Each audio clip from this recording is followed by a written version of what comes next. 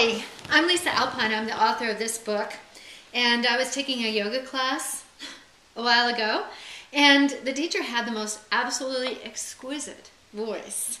So I asked Jane Gould, the yoga teacher with the voice, if she would like to read some of my stories for me. And you are now going to have the great pleasure of hearing her read a story in my book that is titled Dried Fish and Impulsive Love. All right. Thank you, Lisa.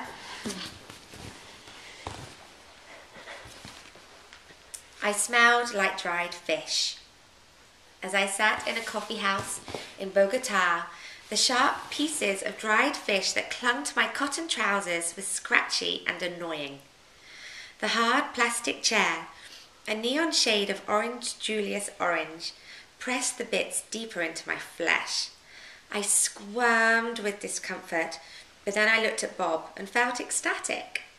Warm coffee, cool mountain air, such pleasantness on my skin after weeks in the steamy, prickly, bug-scratching jungle. Usually, I travelled alone on my import-export journeys when I collected unusual artifacts for my wholesale business and retail stores in California. Paddle jumping on prop planes from Bogota into the heart, the artery of the Amazon basin, to Leticia is not for those who like the comforts of first-class travel. No one appreciates mosquitoes. But I didn't mind them, or the staph-infected bites and the scars they left on my arms and legs after every trip south. They were merit badges, evidence of survival and adventure. Malaria, piranhas, drug lords, lecherous men.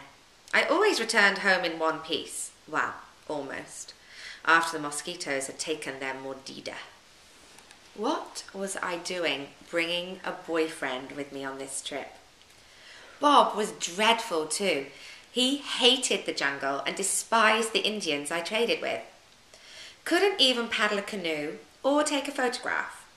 He was in a constant state of hypochondriacal hysteria, no matter how glorious the gigantic, 2 meters in diameter, Reina Victoria lily pads were, each one a universe inhabited by jade green frogs and giant-legged bugs, or how strange and mythical the pink river dolphins appeared, quietly rising up and sinking back into the inky waters as our canoe wove through the tangles of vines and roots. I was so grateful to see this through our Indian guide's eyes. Bob was not. It seemed incongruous because I was Scandinavian blonde and delicate in appearance, and he, Bob Duncan, an odd name for a Chinese guy from San Francisco, looked swarthy and indigenous, even though he was a strikingly handsome mutt mix of Chinese and Scottish. This nasty, whiny, jet black-haired boyfriend and I escaped back up to Bogota. Cool, refreshing Bogota in a cargo plane loaded with dried Amazonian river fish. We perched atop planks of the stinky, sun-dried fish in an unpressurized cabin. The planks were our seats. He quacked so loud I could hear his complaints over the propeller's incessant bronchial roar. The pilot forced us to get out on the runway when we landed. We had to jump out as the plane was still taxiing. He was not supposed to have passengers, just fish.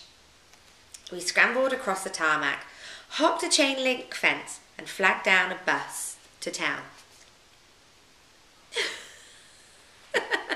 I love this story. This book's fantastic. Oh.